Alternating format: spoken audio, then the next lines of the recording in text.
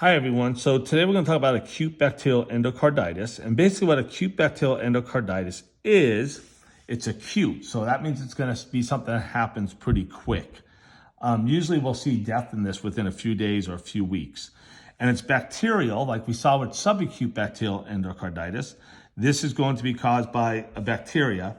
And then once again, endocarditis is inflammation of the lining. And in this case, it's on the inside of the heart. So let's go ahead and take a look at this again real quick. First, let me just draw a heart here. So you have your heart, and then you have your valves, right? And once again, we have the endocardium, which is like a smooth lining made up of endothelium. Now, endothelium is like the epithelium that you see on your skin, but it's on the inside. It doesn't have keratin, and it's very smooth. If you've ever seen the inside of a heart, you'll notice it's very smooth. So you have these cells. In fact, I'm drawing this as a line. I should actually draw this as cells. And what's going to happen in acute bacterial endocarditis is your bacteria is going to get into these cells. Now, in actuality, the cells are flat. I'm drawing them here as if they're squares. But you're going to have your bacteria get inside these cells on the valves, right? And then what's going to happen is it's going to basically start to destroy the cells. And then your immune system is going to attack it. And when that occurs, we basically end up destroying these valves. Okay, now if you remember in subacute bacterial endocarditis, we said that the strep goes inside to lesions or basically cuts that are in the heart and form blood clots to protect themselves, right? And then a piece of the blood clot breaks off, gets in the bloodstream, goes to the kidney and causes problems there, or it can block blood vessels. In this case, we're going to actually destroy the valves here. So let's go ahead and take a look at this and some things. So this is usually caused by Staph aureus. Now, Staph aureus can also cause subacute bacterial endocarditis. And we actually have Staph aureus inside of our nose. So usually if Staph's outside the body, it's not too bad. It can cause things like folliculitis or a sty, like you get on your eyelashes. Whereas in subacute bacterial endocarditis, we saw death that occurred within weeks to months. This can be fatal within days to weeks. Within days to weeks.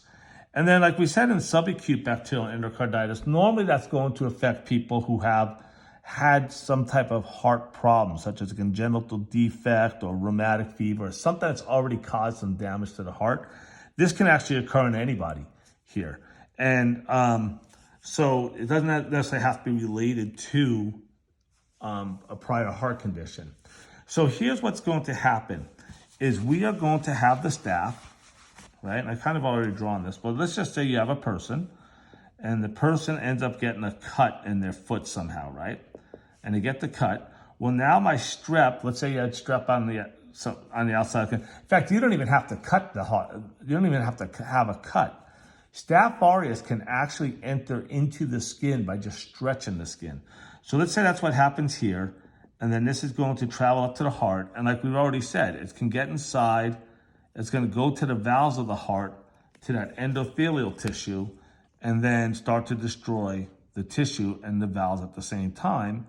And when it does that, the valves no longer work. Now remember, the function of the valves is to keep blood from going the wrong way, right? So like in the left ventricle, usually blood is pumped from the left ventricle out to the body.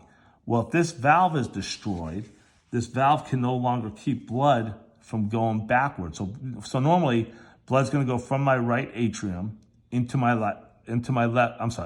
from my left atrium into the left ventricle, then the left ventricle is going to pump it out to the body, right?